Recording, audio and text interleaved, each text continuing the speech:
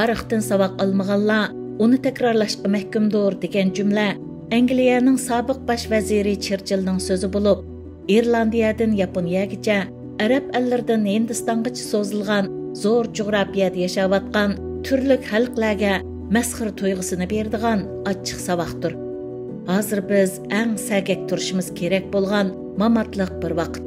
Bundaq vaqtda xalqning zehnini chechivitish, avomning diqqatini muhim ishdan ahamiyatsiz va ushshaq ishlarga burib etish, xalqimizni bir-biriga qarshi kuch kiritish orqali bir butun millatning ruhiyatini yemirib tashlash, parda orqasidagi har bir tarafning oqsoqollarining yaramasligi, ditsizligi, nodonligi va yoki millatga va tarixga osiylik qilish jinoyatidan derak berdi. Uyg'ur tarixi bizga talay ibratlik miroslarni qoldirib ketdi. Uning hech qaysisi keraksiz narsalar emas, ammo johil va nodon odamlar har vaqt diqqatni xalqni ikki qutbga bo'lib tashlaydigan narsalarni pat-pat o'ttirg'a tashlab qo'ydi. Har qatim Uyg'urlarga biror omad kelsa, shu on fitna fasod tangli o'ttirg'a chiqishga boshlaydi. Oqibat ziyonni Uyg'ur xalqi tortadi. Dunyodagi eng qadimgi shonliq millatlardan biri bo'lib, O'rta Osiyoning hukmroni bo'lib kelgan ajdodlarimiz tarixini to'liq xotirlab, o'lga, o'rnak va ibrat savoq ilib mangan. Shunlashqa ajdodlarimiz bir davlat yiqilsa yana birini qurib, koni davlatning yiqilish va halok bo'lishdagi tub omillarni xulosalab chiqib, dal vaqtida amaliy tadbir qo'llanib, burun sodir qilgan tarixiy xatoliklarni takror sodir qilib, o'xshash qismatga duchor bo'lishdan saqlangan. To'limi afsuski, yaqinqi 300 yildagi Uyg'ur tarixi talay qitimliq tarixiy xatoliklarga shohid bo'ldi. Ammo bulardan ibrat savoq olmagan Uyg'urlar o'xshash fojia qismatlarni takror beshidan kechirdi. Bütün kuchimiz bilan Xitoydan iborat ashaddiy dushmanga qarshi turish har qachonqidinmi zarur bo'lgan bugungi kunda ba'zi ishlardagi ko'z qarashlarning farqli bo'lishi, shaxsiy orzu havaslar tufaylidan ichimizdan dushman izlab bir-birini xoyinga, kofirga chiqarishdek ishlarga doim tugudak shohid bo'lmoqdamiz. Dushman bir yoqda qilib, tarixiy xatoliklar takrorlanyotdi. Abdushukur Mamadimin bu haqda hasadxo'rlik tarafidan chirmivilingan millat, garchi til birligi bilan qarmoqqa birlashib tursimi, qalbi parchalangan millatdir degan. U yana yuqorqidagi hasadxo'rlikning tub harakat nishoni haqida to'xtalib, xalqni parchalash, millatni butunlay vayron qilish hasadxo'rlikning harakat nishoni va tarixiy jinoyatidan iborat degan edi. Axloqsiz, hasadxo'r, nafsoniyatchi va xiyonatchi malullarni e'tiborlab ishlatib, shu millatning barcha mo'tabarlari, oqsoqollari, rahbarlari va yetakliguvchilarini shularning qo'li bilan yo'qitib kelgan Xitoy siyosatining yotning qo'li bilan yig'ishtirish taktikasining uzluksiz yo'lga qo'yilishi bilan bu xil nachar qilmish muajirat yashayotgan Uyg'urlarda tasavvur qilg'isiz yamrab ketgan. Qarmoqqa har kim to'limi dabdablik va hayajonli shuarlarni ko'tarib chiqayotgan. Ammo bir mezgildan keyin o'znikini to'g'ri ko'rsatish uchun boshqalarni qarlaydigan, tanqid qildim deb boshqalarning shaxsiyatiga hujum qiladigan, hatto uni ko'zdan yo'qotmoqchi bo'ldi qilmaydigan buzuq zihniyatli kishilarning milliy mustaqillik ko'rishining ichida o'ynayotgan buzg'unchilik roli Xitoy qilolmagan ishlarni vujudga chiqaryotdi. Siyosat, insof, adolat, axloq va durustlik bilan yurgiziladi. Hech kim shaxsiy manfaati, shaxsiy o'chmanligi uchun qonunni dafsanda qilolmaydi, deydi Yusuf Xosojib. Yusuf Xosojibning yuqorqi mo'yim ko'rsatmasi Qaraxonlarning Markaziy Osiyoda uzungacha put terab turishida hal qilg'uchi rol o'ynagan omil bo'lib, keyincha davlatning qonuniy shaxslarning bo'libmi hukmron guruhlarning dafsanda qilishi bilan qimmatini yo'qotib, nizom buzilgan. Hukumatsiz va davlatsiz qolgan xalq o'zi agashgan gapdallarni bosh qilib tiklagan. Hamma ishlar ularning xohishi bo'yicha davom qilgan. Oqibat dushmanlar hech qancha kuchmayla o'zaro qirg'in qilishayotgan bitalay millatning zaminini ishg'ol qilib olgan.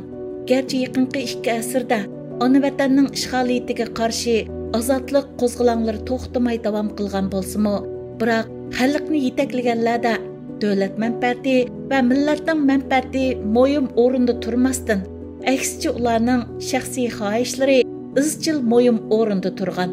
oqibat ko'plagan qo'zg'alonlar va inqiloblar to'liq mag'lubiyat bilan oxirlashgan. Bu xil qayta mag'lub bo'lgan yo'l muhojiratda yanala shu peti davom qilmoqda. Ish beshidagilarning o'zining shaxsiy manfaatini Uyg'ur milliy manfaatidan ustun o'rinda qo'ydigan qilmishi tuzitilmasa, shaxslar aro ichki ushshoq ziddiyatlar mamatliq chog'dimi qayirib qo'yilmasa, muhojiratdagi Uyg'urlar ona vatandagi Uyg'urlar uchun bir ish qilish tugul, hammasi o'zining g'ami bilan yashab singishib tugaydi. Dunyoning raftarini tushunmasdan qarg'ulachi harakat qilishmi o'xshashli mag'lubiyat bilan oxirlashidi. Chunki Machiavellining tashabbusini tashqi ishlar siyosatida tub asos qilib olgan g'arb allarining dunyoviy tartibi muno bir jumla so'zni o'q qilib aylanmoqda.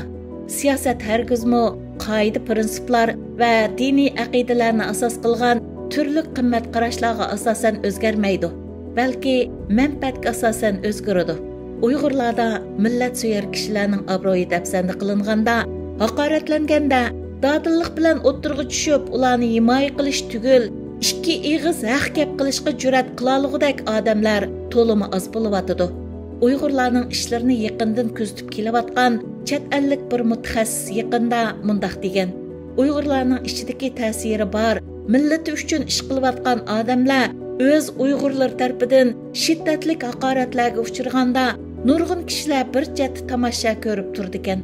Hindistonlik tanliq siyosiyon, keyinchi Pokiston milliy uyg'onish harakatining bayroqdorlaridan marhum Abdug'apparxon mundaq degan ekan: Boshqa millatlar yo'lboshchilarini va qahramonlarni tirik vaqtida hurmatlab qo'g'disa, biz mu'min musulmonlar qahramonlarimizni o'lib ketganda ondan noiloj e'tirof qilib hurmatlashga boshlaymiz. Uning bilan davrdosh yashagan olimimiz marhum Abdushukur Muhammad Emin apandimi shundaqroq fikrni ilgari surib mundaq degan: Uyg'ur xalqiga qahramon yoki to'hbikor deb e'tirof qilinish uchun cho'qim o'lish kerak.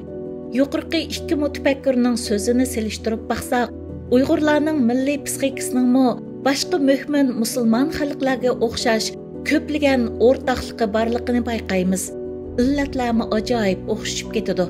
Ammo uningdan qutulish usullari har xil bo'lishi mumkin. Biz Uyg'urlar toki o'zimizga xos islohot va gullanish yo'lini yaratmay turib, boshqalarning axlat ideyalari va fikrlarining qurboni bo'lish xavfidan qutulolmaymiz.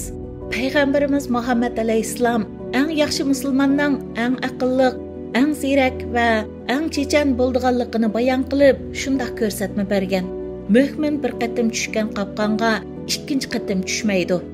Bu hadisni bir mu'min ilgirki xatoligini yana qayta takrorlamaydi. O'xshash xatoliklarni takror sodir qilmaydi.